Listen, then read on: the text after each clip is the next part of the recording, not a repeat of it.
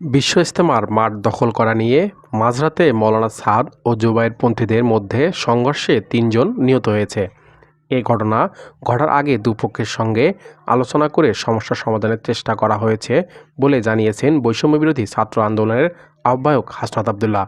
তিনি বলেন, কোনো ধরনের অনাকাঙ্ক্ষিত ঘটনা এড়াতে গতরাতেই সাদপন্থীদের সঙ্গে আলোচনার জন্য টঙ্গী যাই।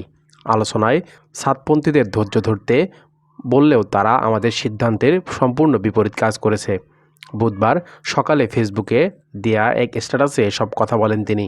হাসনাত আবদুল্লাহ লেখেন, সাতপন্থী সমর্থিত সচেতন ছাত্র সমাজের দেয়া প্রধান উপদেষ্টার কার্যালয় ঘেরাও কর্মসূচি এবং সকাল 10টার মধ্যে মৌলানা সাদ সাহেবের ভিসার জন্য বাসভবন ঘেরাও কর্মসূচি ঘোষণার কারণে আমরা অনাকাঙ্ক্ষিত ঘটনা এড়াতে সাতপন্থীদের সঙ্গে আলোচনার জন্য টঙ্গী যাই।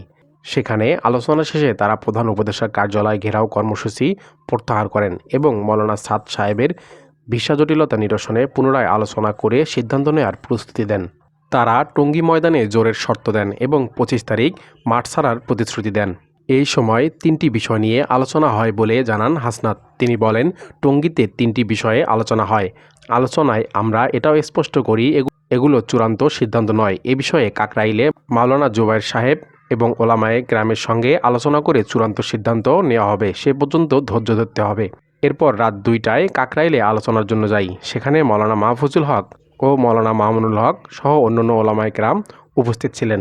তবে সেখানে পৌঁছানোর পর সাতপন্থীদের একজন মুফতি সাহেবের একটি পোস্ট আমাদের দৃষ্টিগোচর হয়, যেখানে খণ্ডিত ভিডিও প্রচার করে বলা হয়েছে আমরা নাকি তাদের জোর করার অনুমতি দিয়েছি। এটি আমাদের সিদ্ধান্তের সম্পূর্ণ বিপরীত। হাসনাত বলেন, কাকরাইলে আলোচনাকালে সেখানে আলেমদের উপস্থিতিতে আমরা তাদের স্পষ্টভাবে জানিয়েছি যে আমরা কোনো কর্তৃপক্ষ নই। আমরা আলোচনা করে কাকরাইল থেকে টঙ্গী গিয়ে কথা বলবো। এরপর পারস্পরিক মতামতের ভিত্তিতে চূড়ান্ত সিদ্ধান্ত হবে। এমনকি আলোচনার মধ্যেও সাতপন্থী ওই মুফতি সাহেবকে ফোন দিয়ে বলেছি, আপনারা যদি সিদ্ধান্ত চূড়ান্ত হওয়ার আগে ইজতেমার ময়দানে প্রবেশ করেন তাহলে আমাদের সঙ্গে আপনাদের কোনো সম্পর্ক থাকবে না। আমরা কাকরাইলে আলেমদের উপস্থিতিতে সাতপন্থীদের আরও বলেছি, কোনোভাবেই আপনারা ময়দানে প্রবেশ করবেন না এবং আমাদের নিয়ে যে ভিডিও প্রচার করেছেন তা মুছে ফেলবেন। কিন্তু এর আগেই এই নির্মম ঘটনা ঘটেছে, যা কোনোভাবেই কাম্য নয়। আমরা এই ঘটনার তীব্র নিন্দা জানাই।